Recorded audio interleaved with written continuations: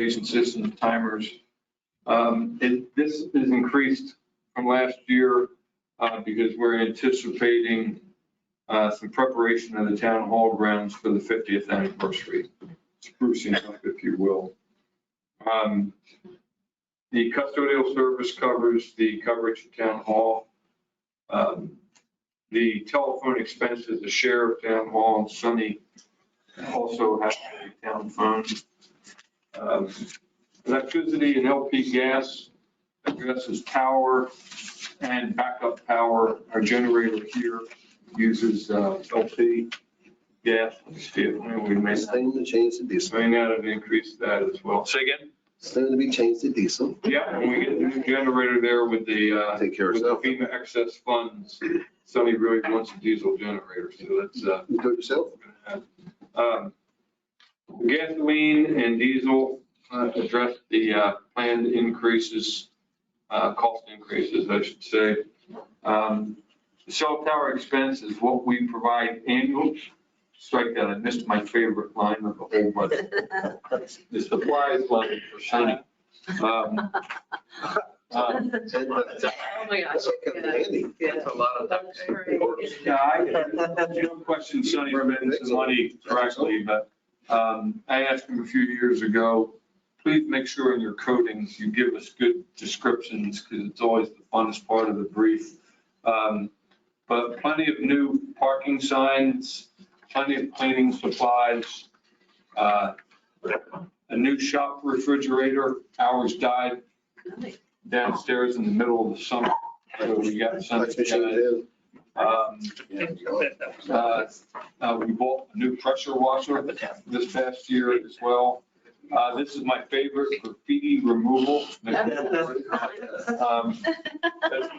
get the point, but again, any expenditure line is available if we look at details, but that's Sunny's supply line. The cell tower lease is what we provide annually to the Trinity Center for the cell phone antenna property that we lease. That's the Western Tower. And we have no capital projects planned.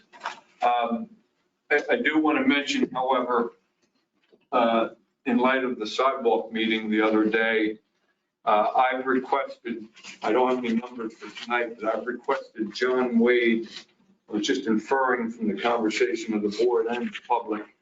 I've asked John Wade to give me design and construction estimates for two small segments. Bermuda Green east to the Hampton Inn site and Laurel Court west to Juniper, both on the south side.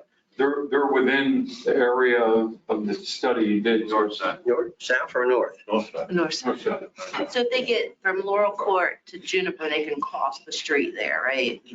Yeah. Yes.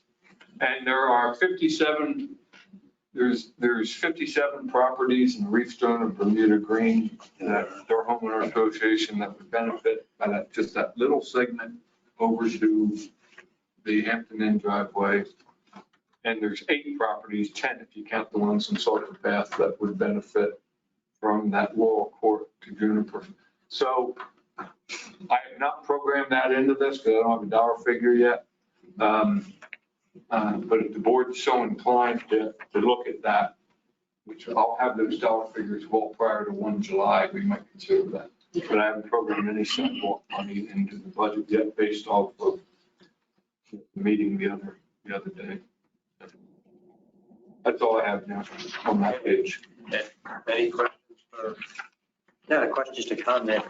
Actually, someone had just approached me 2 days ago about that Laurel Court, Myrtle Court, that area, requesting if something be done there, even if it's just cutting the vegetation back or something for safety. So I think we need to take a look at that short section there, no matter what we do otherwise. That would be on the CIP.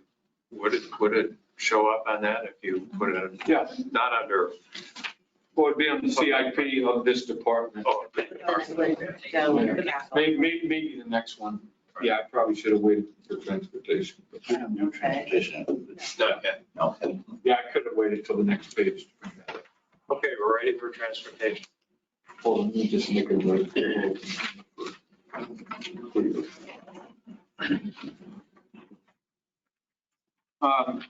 Okay, the transportation, the equipment maintenance here is specifically for the maintenance of zero-turn lawnmowers we use townwide. They're expensive to maintain. The Highway 58 right-of-way mowing is a share of the expense related to mowing Highway 58, which Joy breaks out for state reporting purposes. We pay our street light bill here and budgeted 22,000. We have no capital planned here. PAL bill wages, PAL bill expenses, which as Joy mentioned, are very strictly restricted by state. This is what I have programmed this year for 22-23. The wage-related expenses are recorded on time sheets for Sunny's employees anytime they're working on the highway. The street maintenance here is for minor work over the course of the year to fill a hole or do other such things. The right-of-way engineering line, the right-of-way and engineering lines are just any minor work we might do for drainage issues, municipal streets. Think bringing in an engineer for some swale planning, if you will, design. Bridge maintenance is any minor repairs, which is our latest graffiti fix. The drainage and sewer expense, and I programmed 25,000 because I have one section at the intersection of Walnut and Acorn that Sonny and Clark and I have been talking about for years. Clark, I'm sorry, I didn't get back to you. No, the Acorn Court project, that project, the line down at the Lollipop going to the canal doesn't have that diversion from Walnut we've been talking about. But if we keep that 25,000 there, I think that'll be more than sufficient to address that in the house. Is that this, you used to have a board there? Pretty much. People cut the corner, almost in the woods now. They cut the corner so good. But what happens is the water comes down.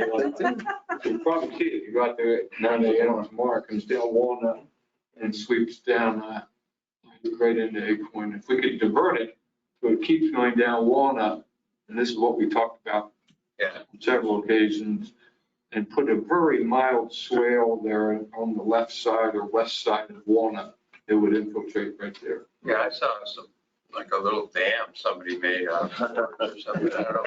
Well, this was around. Do we do that on the neighbors? We did, it was like a 4x6, 4x8, they just destroyed it. They ran over it so many times, they turned it into toothpicks. They did. Okay. I would just like, it sounds like a little recommendation.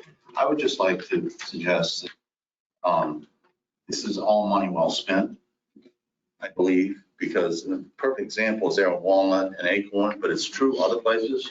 It's also true on Arborvitae Court, that water is coming down that road and settling down where it goes there. And if you get it off the road ahead of time, have it go into the ground, it's going to reduce it. I would hope we begin to look at that more in other places in town too, to maintain the sides of the road.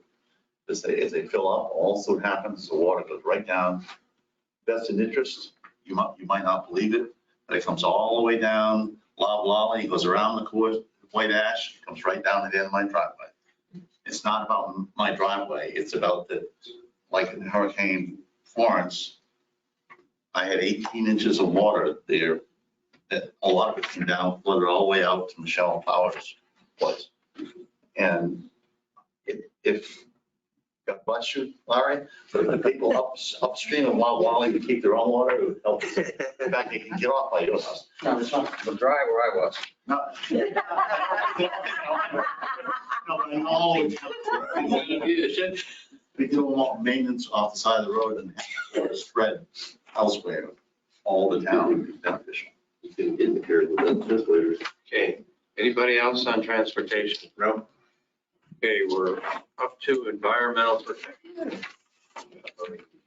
Okay, Sunny's last department, the travel training here is to send Sunny's staff to what we call mosquito school. But we do need some certifications to operate that machine. Remember, had that surprise inspection a few years ago. The equipment maintenance line here is specifically for repairs to the mosquito machine. And the supplies for mosquito is specifically the bug juice, the repellent that Sunny sprays. So all those related to. Spray it wisely now too. The refuse collection is the figure Julie mentioned earlier for waste removal for this coming fiscal year. With a program fee increase of $16 annual. The yard waste collection fee is what we pay Billy Miller in Morehead City, the place that won't take brown paper bags anymore. Yeah, right. And that's to them. The storm cleanup is what we set aside each year for anything that's not FEMA or not federally declared, and therefore not FEMA reimbursable. Historically, we've used that twice in my 15 years here for snow plowing. And a couple times for Sorry. debris cleanup for heavy events, again, we didn't have FEMA reimbursement coming. So the capital outlay line here is for modernization of our well monitoring. I'm going to bring that up during our discussion of how to address the deficit.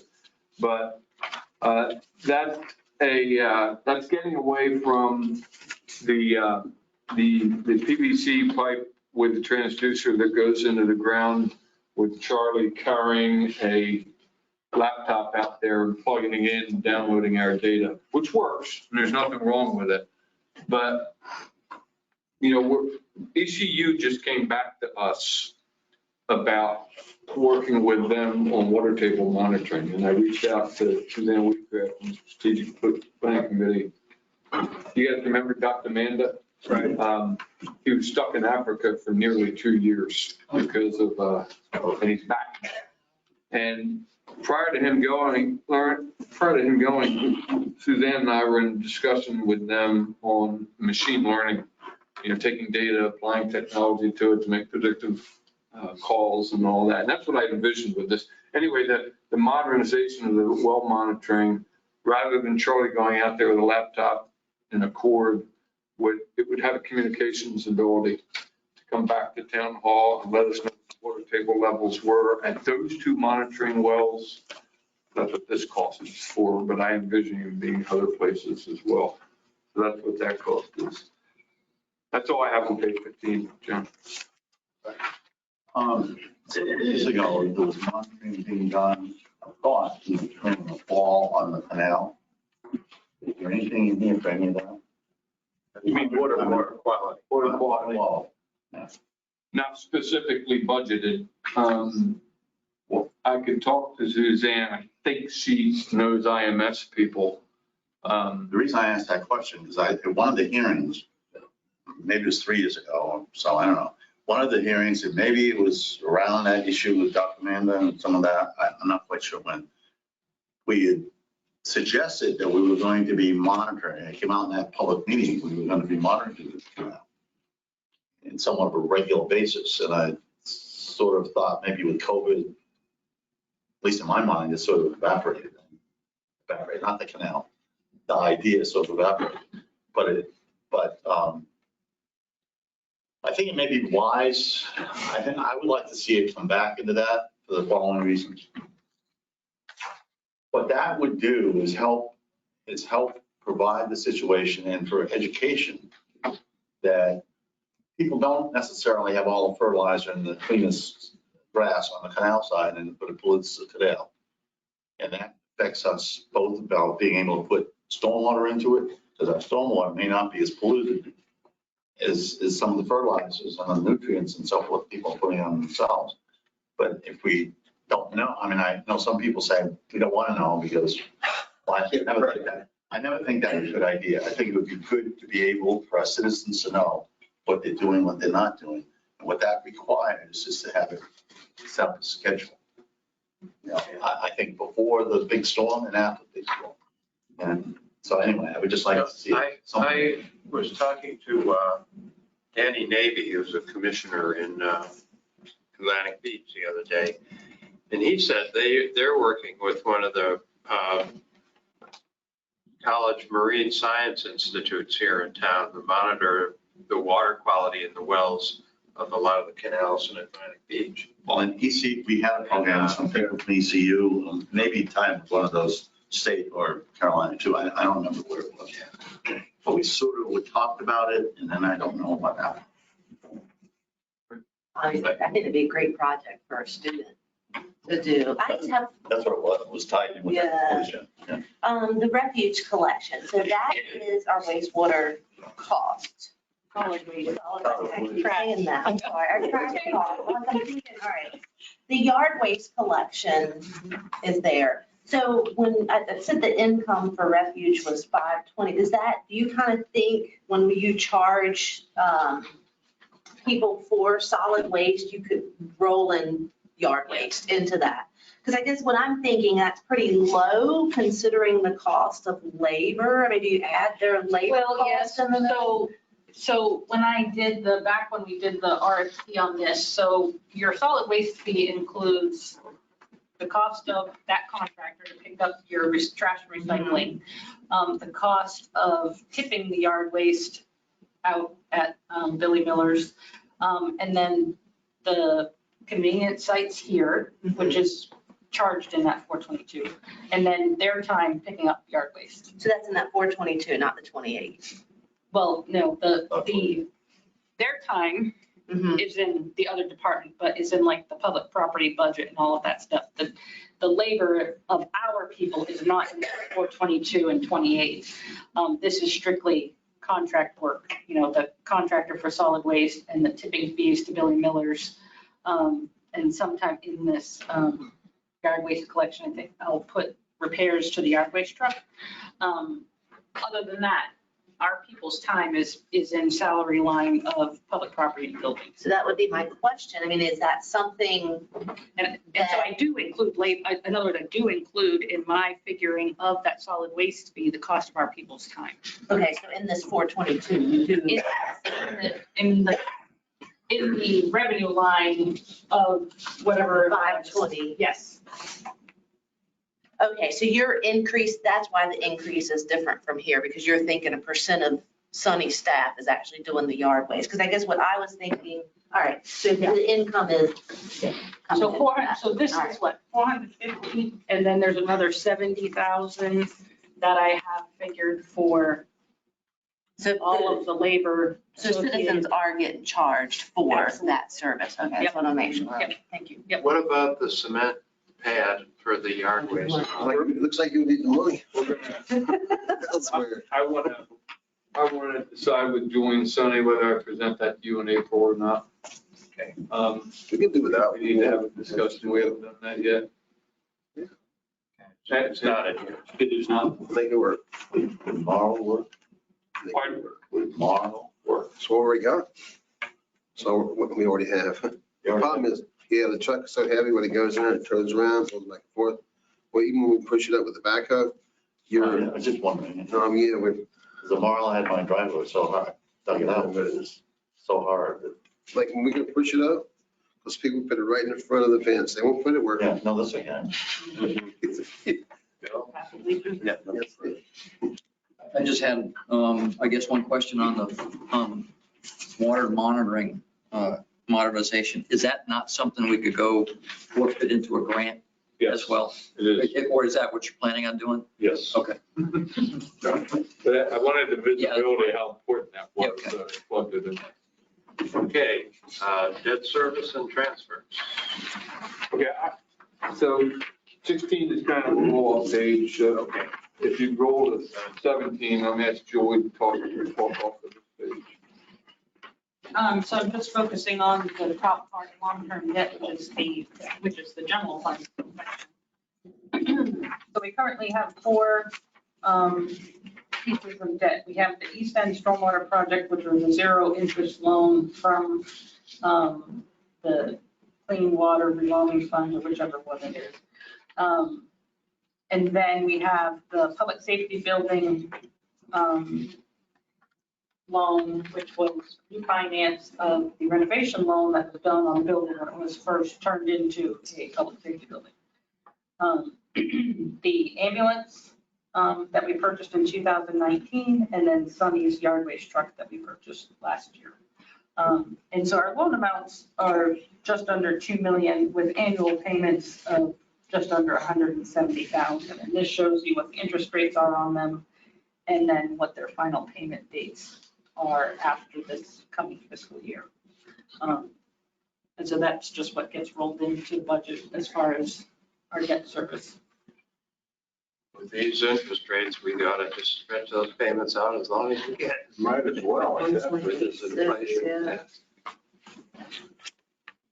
So page 18 is I don't really have anything to brief off of it, but it's an important document that we put together every year at budget time. So it breaks down our reserve amounts, our debt level relative to our goal, our reserve amounts relative to our goals, debt amounts relative to our goals, and our tax rates over the course of the years with Joey's color code on the 3 times we've raised since '07. But I don't really have anything to brief off of this, Mayor, but I'm sure the board might have some questions. So since the last reval was in fiscal starting January 21, is that right? Or starting? No, fiscal year 2021, so it's tax year 2020.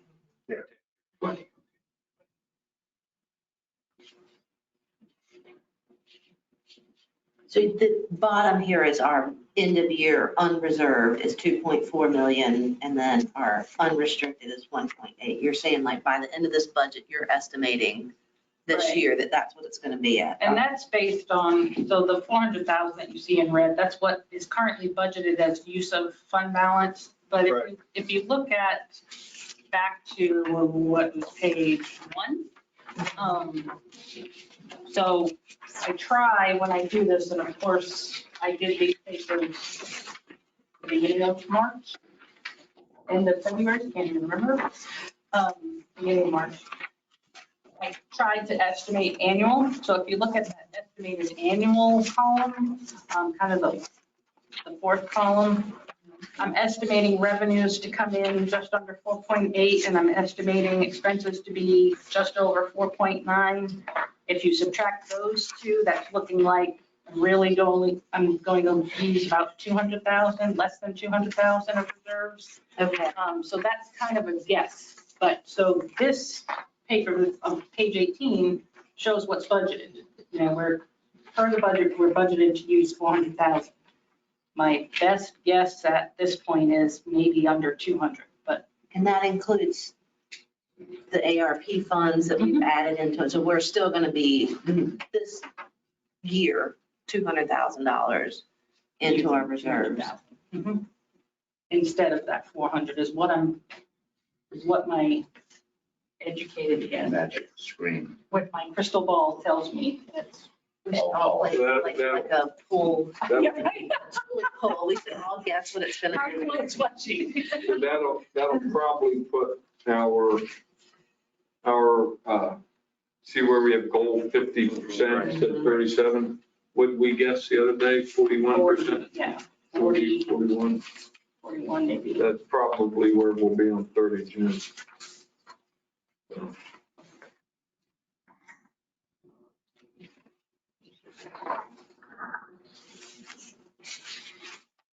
Any questions on this page?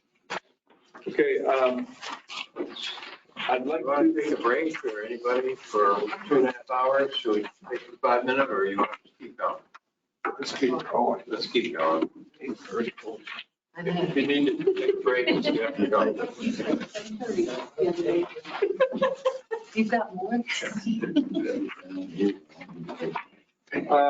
what I'm passing around now, this is just a discussion starter. First. This is a discussion starter. On two options. Normally you always want to have three, but I couldn't think of a throwaway option. So we only have. But seriously, these are some discussion starters on how to address this and what the tax implications would be if we, Larry, give Larry a copy of this right here. Anybody else in here? So some considerations we could make is we use this year 100% of our cell phone revenue. And I respect Clark's point and principle.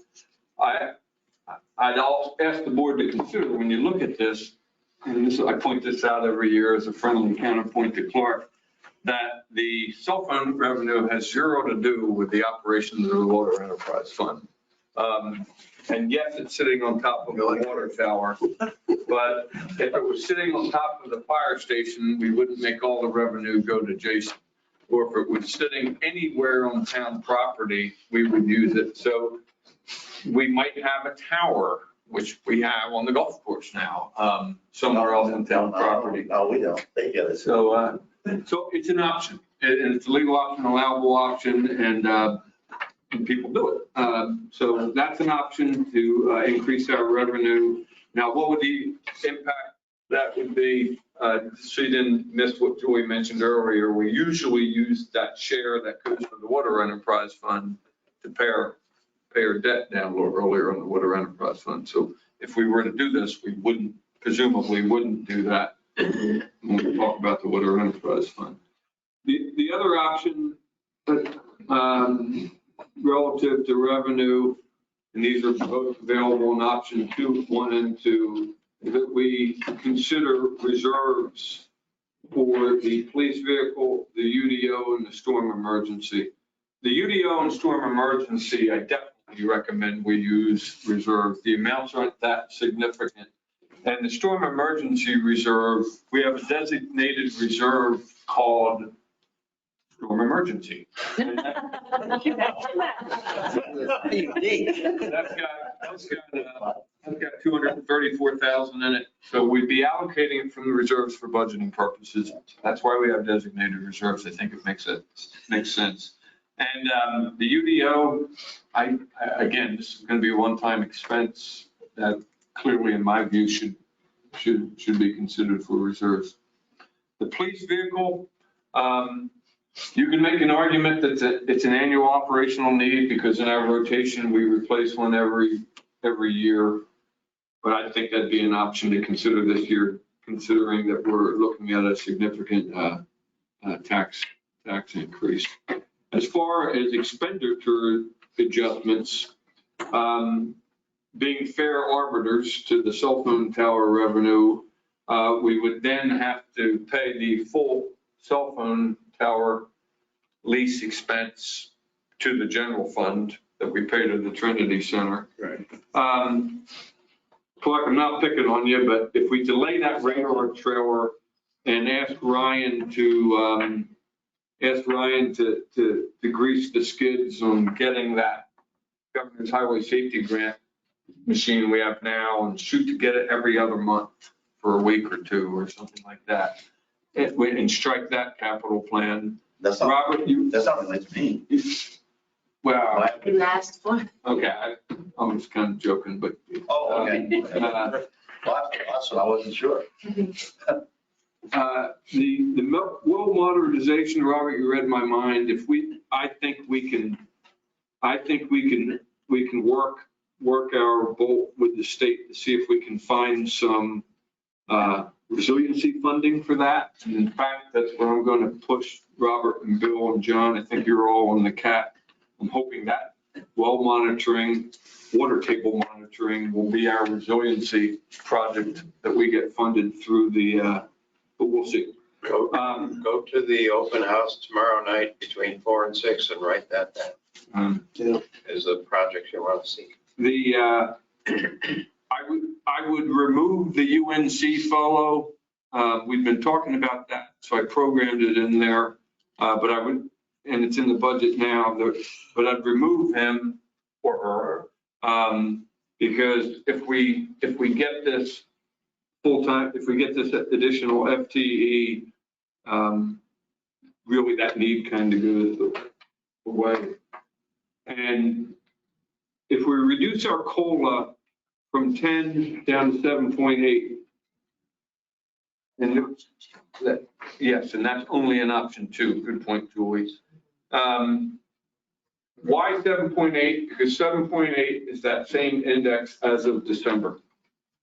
And that's kind of what we've looked at. It's what we looked at last year with the 1.4%.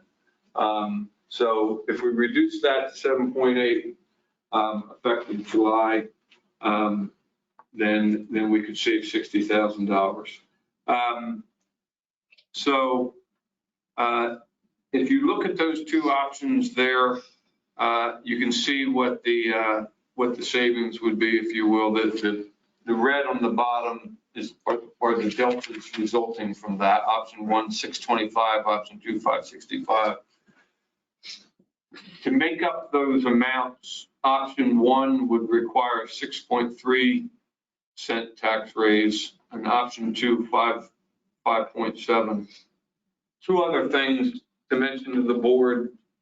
And probably good Larry's here to hear this one. It may be, if we consider the tax burden on our citizens, it may be worthwhile to consider a 1 cent reduction both on ocean and non-ocean on the sand tax. And I say that, I don't want to be cavalier with it, but we're up to $4 million now in our beach capital fund, which is our saving for our next. That's roughly 25%. We say 16 million. It's a beach project. That's roughly 25% of the largest renourishment project the town's ever done. And when you look at our success with FEMA reimbursement for storms, so you don't want to be over reliant.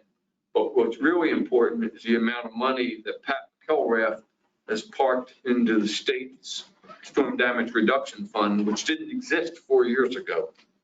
And I know they just put 20 million in there. I don't know how much is in there now, but it's a significant. I think we wouldn't be being cavalier with considering a 1 cent reduction, which would take us down to what and what? 4.5%. Yes. So we're at 5.5 and 1.5 now, ocean front, non-ocean front. If we reduced each of those by a penny, I wouldn't recommend sunsetting it altogether because that wouldn't play well with the state, with the feds, and I don't blame them. But a slight reduction in lieu of the condition of the beach, as well as our success with FEMA, where the state is. Not only would it play hell with the state, we would have double the time getting it back. I would never recommend sunsetting it for that reason. I remember how hard it was to sell the sale to start with. Right. So that's not a starter, I don't think. So for the UNC fellow, there's no other bucket of money you could say you'd have to take it out of the budget? I mean, out of this year's budget? Like you were just saying, you take the UDO and the stuff out of storm emergency funds. There's not a. Well, I mean, yes, we could always, but if the board sees fit to fund that FTE, I think we'd be sufficiently manned to address what we want. Plus, the fellow is an undergraduate right out of school. Mm-hmm. And we've had some great interns, and I'm sure this young man or woman would be just as good.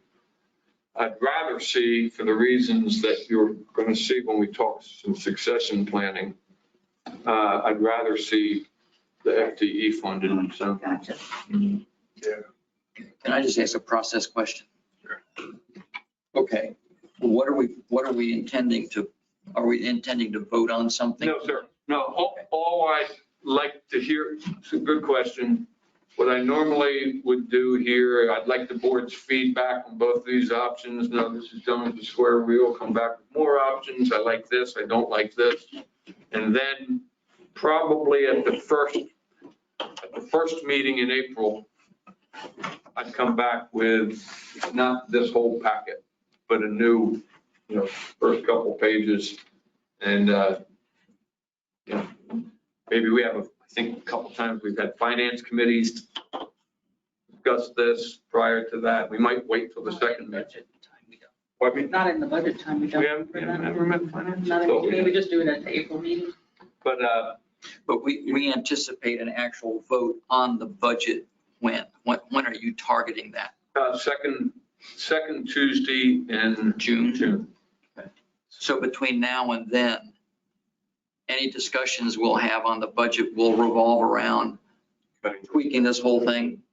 And it's actually more, Or any elements of this, not just this, but this. Yeah. The whole budget. and it's actually more towards the end of May, because the end of May is when the official budget methods have to go out, and that had tax implications that the board's considering, so it kind of, and then the only other thing I was going to add to Brian is, if there is indication with the board that they wanted to, for instance, this cell tower revenue change or a reduction in lease tax, because our April budget meeting involves those funds, I kind of need to know what revenue source I'm using when I do those two. If I do. April 6th or April 20th for having. 20, yeah. No, I was talking about April 13th.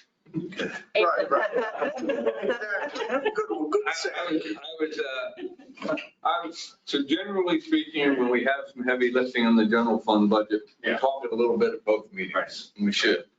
So, because the next, the water and beaches, water might be a little more complex this year, but,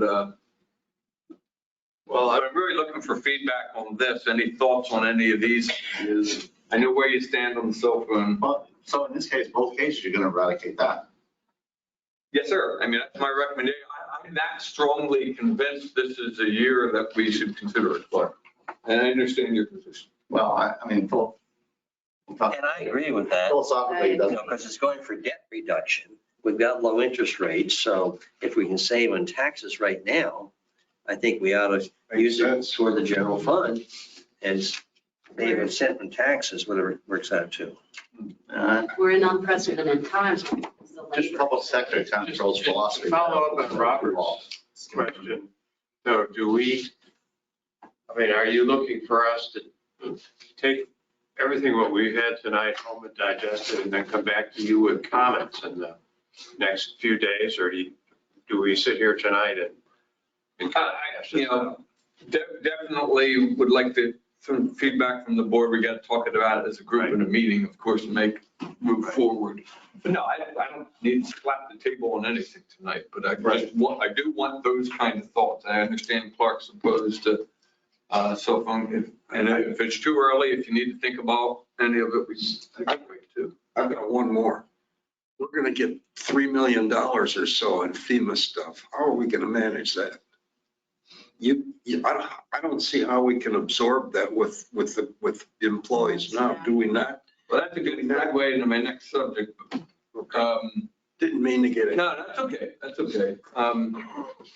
Any other thoughts on this? well, somebody's going to ask, about the nickels and the dimes. I mean, if we went through everything we went through tonight and really so scrubbed it, it's okay, where is there a little fat here and there and all that?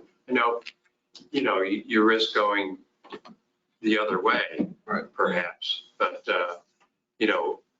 what would that amount to? Would that amount to the proverbial hill of beans or not? So here's where, so traditionally, there's rounding involved when you're developing a budget. And and I will often round to higher, because that's a conservative approach to budgeting, and it is highly recommended when you're trying to save your reserves. There is very minimal at best rounding in this budget, absolute minimal. And so and I'm not saying that to be facetious, I've been doing this for 14 years. Yeah. I am absolutely serious. There is, if I, insurances are gonna go up. There was one thing I was gonna mention just as an educational thing on retirement and 401k. So those are percentages that of course are based on full-time salaries, but when, so retirement is 5% that the town puts in. The state retirement system, when Brian and I first started working here, so an employee puts in 6%. So an employee is required to put in 6% of their pay to the retirement. When we first started working here, the town's contribution was 6. It was 6 and 6. It is now, in this budget, it's 12% for general employees and 13% for police. The town's share of retirement has over doubled since we began. And that's based on the actuarial evaluation of the retirement system and people retiring and what needs to go into the state. In other words, you don't have any choice. We have no, That's a calculation that you have no control over. Health insurance. we're told some boards, the local government retirement systems board of directors determines what the rate will be for the next year. And it's slightly higher for police because of the death benefit that police officers receive. So those are things that we can't control. The health insurance, for example, so we budgeted 12% or something like that for health insurance. When our renewal came out in December, it went up 21. So I'm really being slim on that one. I'm praying for the best. When in all actuality, my census of employees hasn't changed very much. So but I'm still trying to be as slim as I can. Yeah. So there's, We have the ARP funds and, on the revenue side.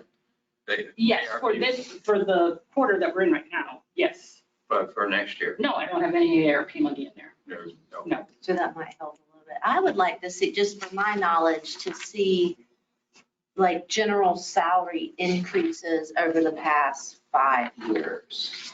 Where did we start and where are we now? To kind of grasp what we've done, in the past, how many COLA increase, how has it staggered up? So I can look at a trend. Would that be something you could?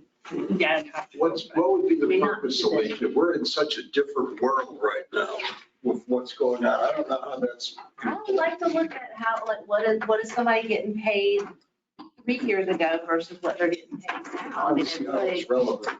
it's relevant. I mean, we've done increase, every time I've been here, every year, it's been a huge But increase. it's a different world now. I mean, Yeah. what we're talking about is trying to find a way to keep the employees we have because they're not making any new EMS people and fire people and police people out there right now.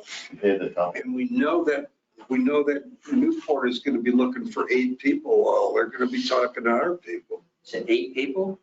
Pardon me? No, if. Oh, yeah.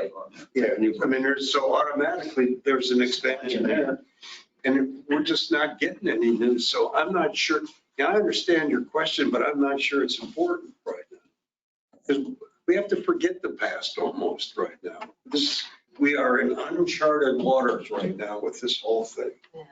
So, Or I mean, maybe we even the talked- past 10 last- years, I mean, to So, show that I it was can say- stagnant and then it well, popped. That's what I want to see. I mean, I can tell you that, so we did so this is as far back as it goes. In 2019, we had the mid-year thing for police because of the problem. Then we did the pay study in 20, and then we just did this. So outside of that, since 2019, salary adjustments have been between 3 and 5%. Right. For 10 years, for like as long as I can remember, with not much more. Usually, I think maybe the highest being 4%, or if there was a, like a special certification or somebody got a degree or whatever. But other than that, it's always been 3 to 4. And I was trying to keep it at 50% or a little bit above. That was the objective. But it's still irrelevant because we're in a different. Oh, I'm just answering I'm just going off of. The survey's nice to know, but really doesn't have an effect on what we do now. We are totally in uncharted territory on this. So I looked at, It's scary time. Well, if I could, I think the circumstance that we're in is Pine Knoll Shores has never initiated the increase which drives the average up. That's always been initiated by either the county or other municipalities. Mhm. So we're always, if you will, chasing. I would much rather be, we'll never be there, but I would much rather be in a position where people are calling Pine Knoll Shores and saying, you got a job, because I'm a highly qualified person, I want to come work there. That's never going to happen here. So whatever the trend has been in the past, we've been following that trend. It's been leading us. So, I mean, as a matter of interest, if Julie could put that together and it would be helpful for you, sure, I mean, that's up to you, but I think we're not going to be decreasing salaries. No. And the likelihood is somebody else is going to do another jump here in another couple of years and we're going to be following. We're not going to lead that pack. They're all going to be watching what we do in our budget. Of course. Yeah, one of the things, so there's been a lot of, I fielded a phone call from Swansboro yesterday, and then a lot of phone calls and a lot of emails on what are you thinking of for cost of living and all of this. So, but if you remember from March 9th, and I can't remember the order exactly, but Beaufort did it in October, Moorhead did it in November, Atlantic Beach did it in December. Those towns are not only going to do cost of living at July 1, because they're not only going to do a cost of living in this market and ignore merit increases. So even if they're considering 5 or 6 or whatever for cost of living, that's not all they're going to do when they haven't adjusted salaries since October.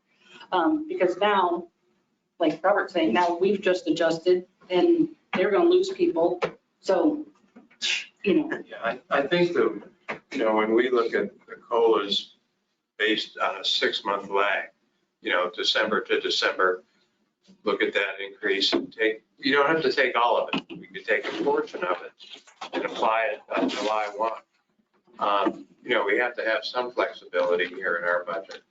I mean, given the increases that we have, instead of giving the 7.8 or 7.9, we might give 7, let's say. That might save maybe another $100,000 or something like that. But, I think as long as we kind of look at those same periods, December to December, what the changes and make a judgment of what we can afford to do the COLA the following July 1,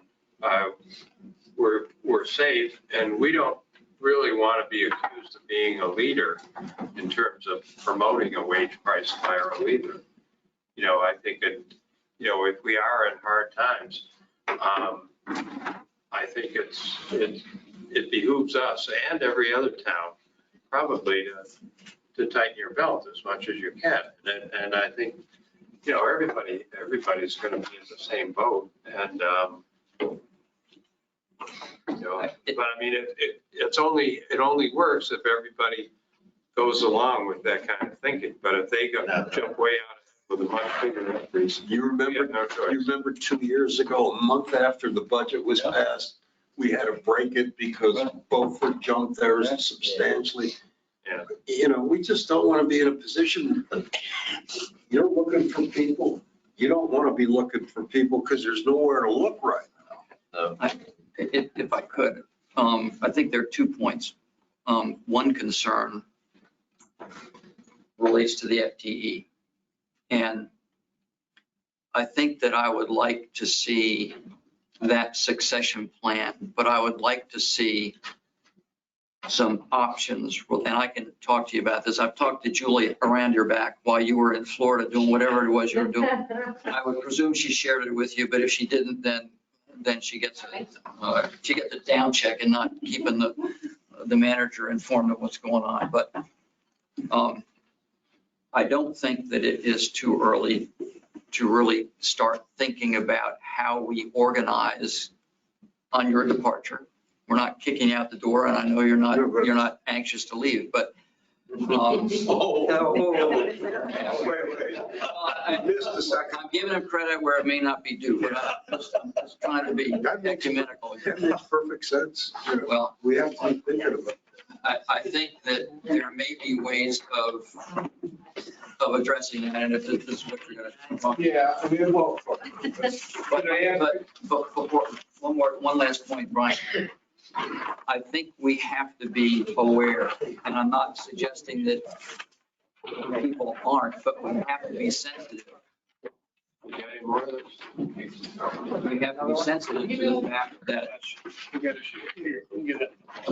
Right there, another. Yes,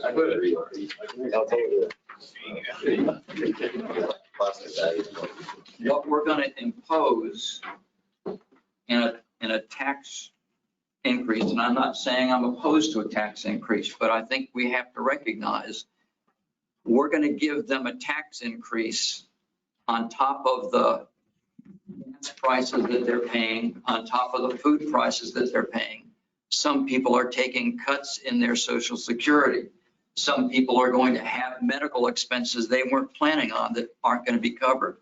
So the level of sensitivity, in my view, has to be very high in terms of what we're going to impose on people who are already, and we're all doing it, but there are other folks in our community that may not be as well off as some of us are, that are paying through the nose and are wondering, are they going to make their next payment? And I don't think, we've heard me say this before, I don't think that we should ever take the position, if you can't afford the tax increase, then you shouldn't be living here. That is as arrogant and as unsympathetic, I think, as we could ever be to our citizens. So however we do this, I think we need to be very conscious of the other expenses they're going through beyond what we're going to ask them to pay. So that's wrapping myself in the flag, and I understand everybody knows that, but I think we should keep that at the top of our concerns. Well, if I could just ask Mr. Robert, I will be with you. No, Julie did. If I could just ask you, take a look at the, some of those thoughts on addressing it. I'm particularly interested, I don't need to know tonight, what everyone thinks of the idea. And again, to be clear, Ted, I'm not talking about sunsetting the sand tax. I'm talking about reducing it. I could be particularly interested for that because that's a penny. It's 100,000 right there. So, but anyway, continuing with succession planning, this is continuing from the discussion we had several weeks ago. This is kind of an implementation of the bottom-up option that we talked about at the offsite. I've come to the conclusion, and that conversation I mentioned with Michelle Powers helped here. You know, we had talked about, John, you know, and several of y'all about maybe an engineer type or whatever. And given where we're at as an FTE in 22, 23, I didn't think that was feasible. Referencing my conversation with Michelle, after that one, she wrote grants for a living. I didn't realize how specific what she did. Specifically, not wood, but Community block grants? CBG is correct. She did a lot of that kind of stuff. And she said, be careful about hiring someone who's a grant writer, because he or she might be real good at X, but not know why. And when that lady I thought was an all-star grant writer said, I don't want to touch that. That's what prompted me to go talk to Michelle. I also think, we had a real issue. I think Ted and maybe Clark's aware of this. We had a real hard time with the post-Florence fixes in the public safety building. And I punted that one into the stands. I should have hired a GC to oversee it, because I couldn't be down there. These guys are doing their job. So I might hire a GC and consultants this coming year, and instead of a higher level FTE. So we did tonight with a grant. Yeah, and that with that kind of a model. Now, some grants are going to be simple, like that EM one, that emergency management one is a little simple, but for something that complex. So what I'd like to talk about is transitioning some of my job over to Julie, with Julie obviously being an option to replace me, hiring a lower level, the FTE we're talking about in 22, 23. And this individual would likely be Betty's replacement. So as I mentioned to one of you guys, we're not really hiring an FTE, we're hiring a half FTE. But that's not quite true, because we don't pay benefits to Betty, because she's part-time, so it wouldn't be quite.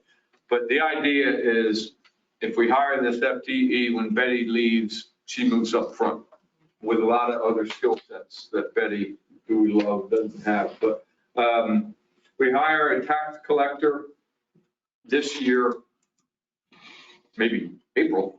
And this person, and I'm trying to hit the transition buttons we've talked about, would replace Julie.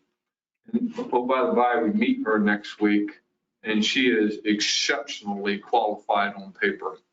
A finance degree in 20 or 30 years in private sector, not public sector. Is this a local person? No, sir. Okay. She's from Chowderhead. Where is she from? From Massachusetts, she got her degree from Anna Maria Yes, right. College. But she's actually, But she's moving here, they're second homeowners in Emerald Isle, they're moving here.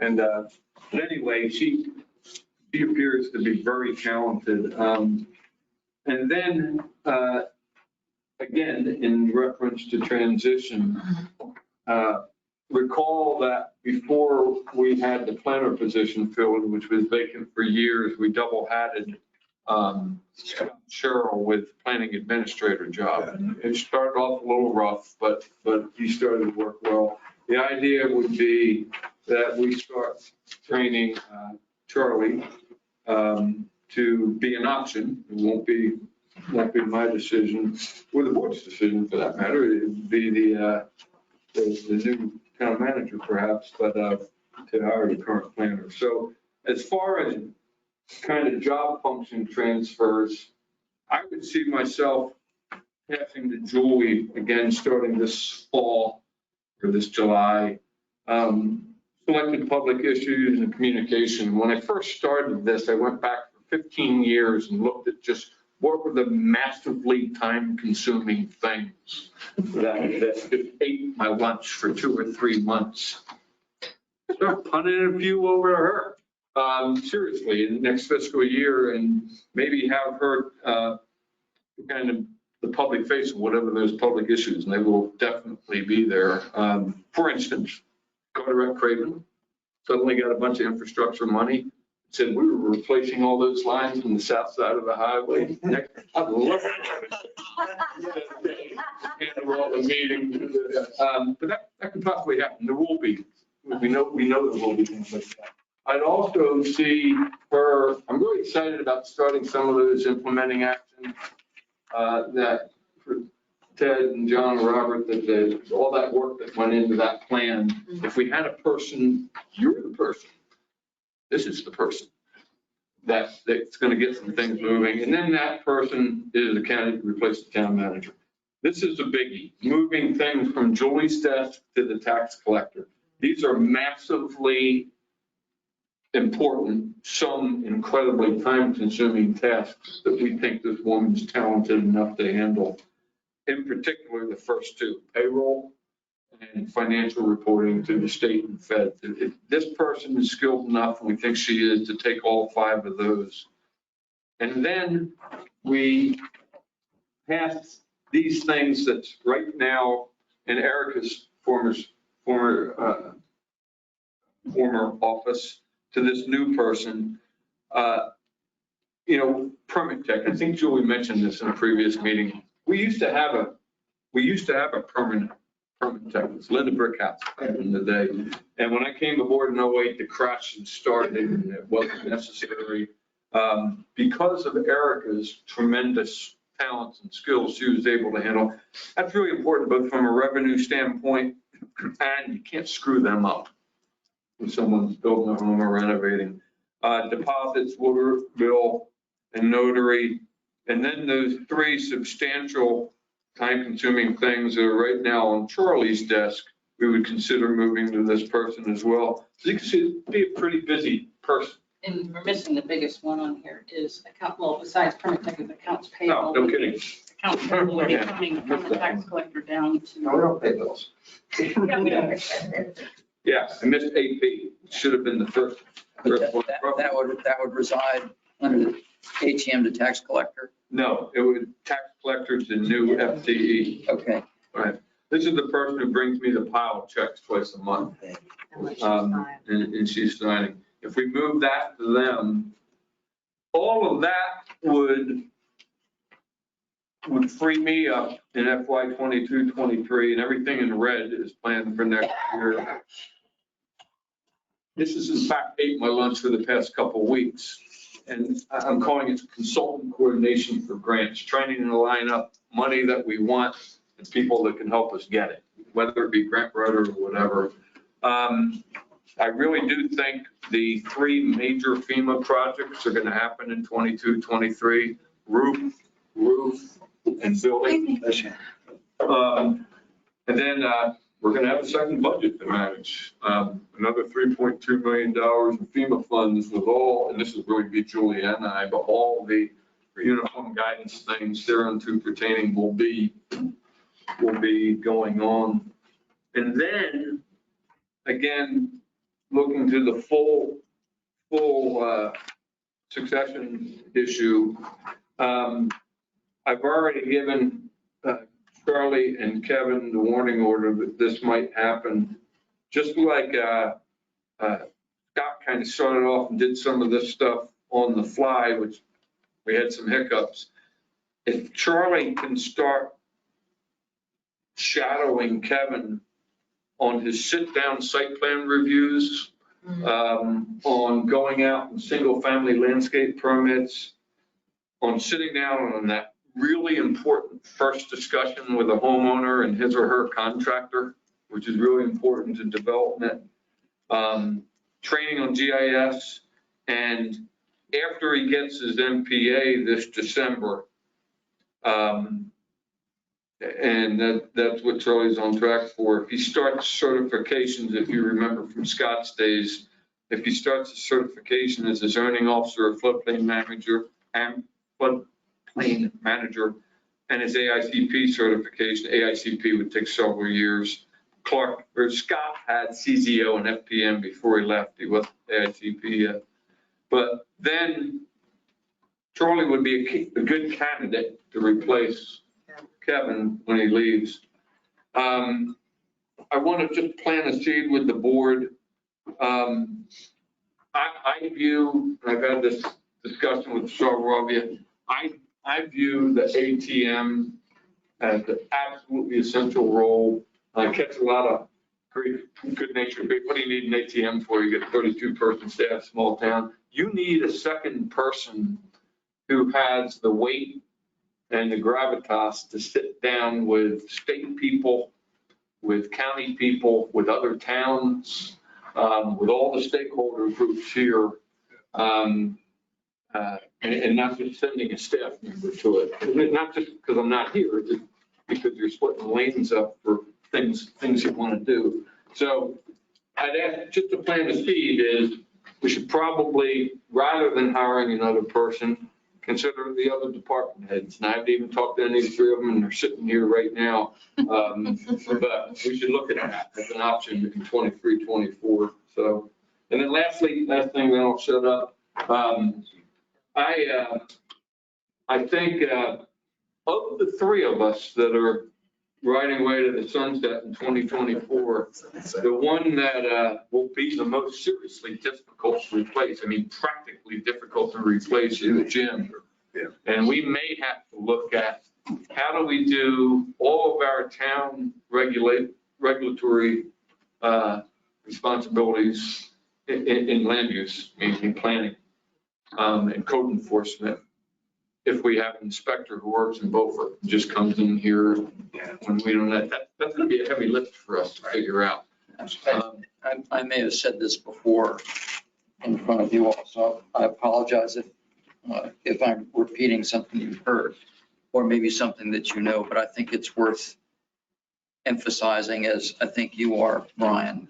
When I speak to the contractors here, particularly folks that work for me, when I have something to be done, I've asked the question, well, what do you think about Jim? And you get a little bit of a, well, and the people that I trust working for me have said, a lot of folks sometimes have a problem with what Jim does. But at the end of the day, what do you get with Jim Taylor? You get a safer town. And I don't think any of us want a less safe town. And that's where I would be reluctant to push this to the county. Right. As much as probably some folks have no issues with it, other towns aren't PKS. And we have unique aspects to what we do here that Jim, not just as a building inspector and his qualifications, but I think we would lose a lot if we don't have somebody to replace him. I'd like to echo that too. So, Remodeled my house and a number of contractors on board, and they all look at Jim as being very tough by the book. And they know when they come in and they're doing electricity work in my house, it's gonna have to pass Jim Taylor. Absolutely. That means it's gonna be done right. So that's what I can tell you, the builder, who's the general contractor who's building Maritime Woods, thinks the world of him, because after the first house, he said, oh my God, I've never experienced somebody as professional and as by the book as he is. Well, what a lot of people So I agree with what you said. may not appreciate is some of the most experienced contractors in town. Jim actually consults with them when something comes out. Jim may have a question about it. He'll talk to them and say, what do you think?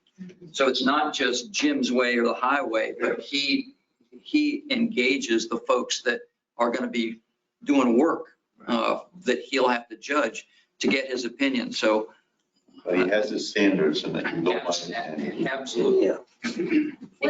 What are the sort of, is there, and this is like way out of the box, but is there a chance of growing somebody in that position and helping them? Or is it just you have to go to school and get It's a lot. It's three. It's very Get to sad. level 3 is a lot. You probably know more about this.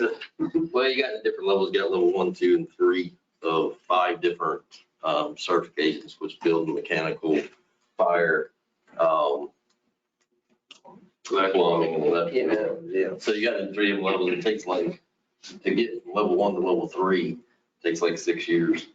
Because you got a time frame that you got to do. But we would going in. hire level 1. You can hire level 1, you got to have somebody with it. I see what you're saying. Yes, you can do that. Havelock's doing it right now. But Havelock has to have a level 3 come in and oversee it. Like he's an apprentice till he gets that level 3.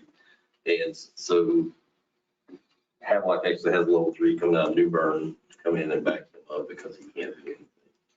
Because also he can't be signed off. So Once you get that level 1 certification, if it was a level 1 building, then there's categories of different buildings.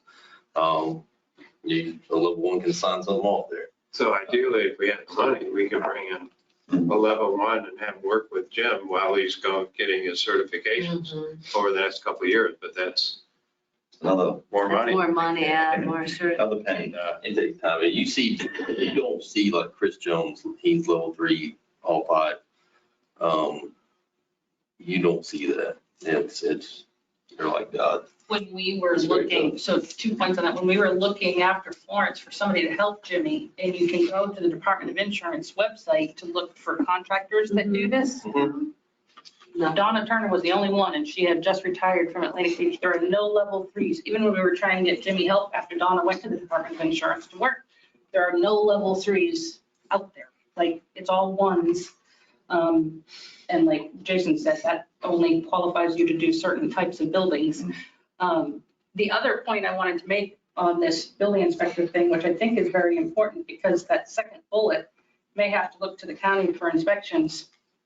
Just so everybody's aware, the only function that a town in North Carolina is required to do is building inspector. Good So point. there's absolutely no Correct. compulsion on the county's part to help, because they don't have to. And they can very well say, because they're strapped right now with all the towns that have gone to them, Go get your say, own. no, not our problem. Yeah. It's your problem.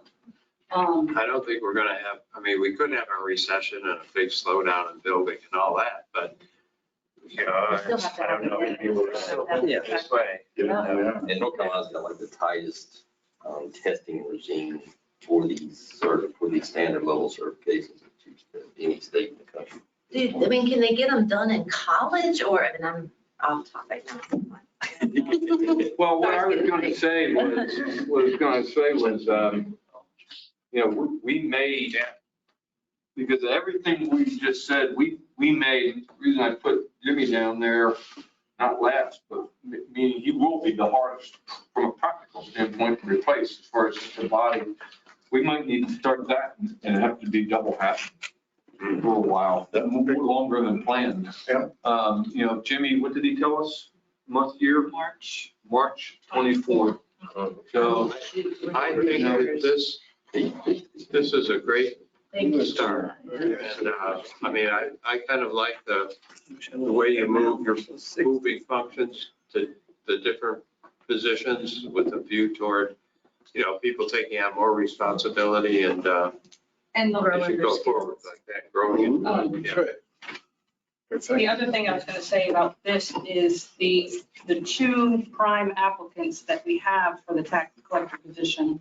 The one person who's working temporarily for us right now, I think I told y'all at the last meeting that I had an applicant with a lot of local government experience and then an applicant with finance experience. And like Brian said, she has a master's in finance and worked for, I can't wait to meet her next week because she talked just asking questions about all of these various things.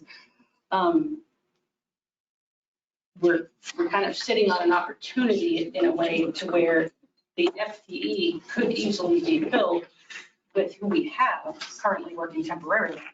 And then the tax collector be this person from Massachusetts who has a master's in finance and all of that stuff. So it's kind of, just a perfect storm in a way. Person as well as the skills. that's why we want to be here next week. Oh, yeah. But the outside of it is Oh, yeah. the unknown. But it's not too early to She's got a start great planning. accent. No. And I know we're in the hole in terms of this year's budget, and we really, really need those people. No question, John. Without, Thank you for this. time goes fast and, 23, 24 will be here before you know it. That's all I have, Mayor, and if I can just ask you to think about that Delta sheet between now and then we'll have another discussion prior to 13, or on 13 April. Or if you get, epiphanies, send Brian and Julia an email. Thank you very much. Thank you. Yeah. I have a question. Something sticks in my mind that a year or so ago, we were talking about excess FEMA funds that I thought it was you, Julie, said you thought the administration of those funds could be covered by the FEMA funds themselves. Our cost to administer. You've got your, Right, so there's the Widow Bryan service that does like the, some of like healthcare bidding and stuff like that, and some of that administration stuff that then is a category, a reimbursable category of its own. The kind of project administration that Brian's talking about internally isn't that. You do for FEMA event, you have something, you've heard us mention this before. We can claim management costs. If during the course of the storm, we can somehow quantify all of our time, Now, if we follow uniform guidance and all of that stuff, we might be able to, the general contractor for these individual jobs might be reimbursable because it's part of the project. Right. But then, of course, that's limited to whatever FEMA approves for those individual projects. So I don't know. And I'm sure, by the way, I'm sure that list of projects is probably, I'm sure $3.2 million won't buy us what's on that list anymore. I mean, we wrote that in the fall of 20. Yeah. Well, also one thing that's hurting, We got this quote. ECC being in the position it's in, it's about the most untimely time for that to happen. Right. Because if you would go back 4, 5, 6 years, a lot of what ECC had, they had staff they could fill in different places. That was part of Oh, the yeah. role. In fact, from the federal funds, that's how it was funneled, from the feds to the state to them. And so they being in that state right now, it's just. They don't have any staff. Yeah, that's what I'm saying. I mean, it's- do we have any second public comments? Go ahead, Larry. Okay, Larry. 3 minutes, Larry. What's your game time to get away with it? You're keeping us off from going home. On the general fund summary sheet that you went over the last one, what I would suggest, look at, you all way to get where we need to go. What I would look at, the way to get there, one way, is I like John's thought of controlling the COLA, maybe 7% or even a little less than that, so that you pick up 100 grand there. So on option 2, then you're only down to 4.7 instead of 5.7 along that line. 0.7 isn't very much. It's about 70 grand. So it's a fair number, but I think we could get that out of our budget, going back and really cutting and looking at things. For example, there's even some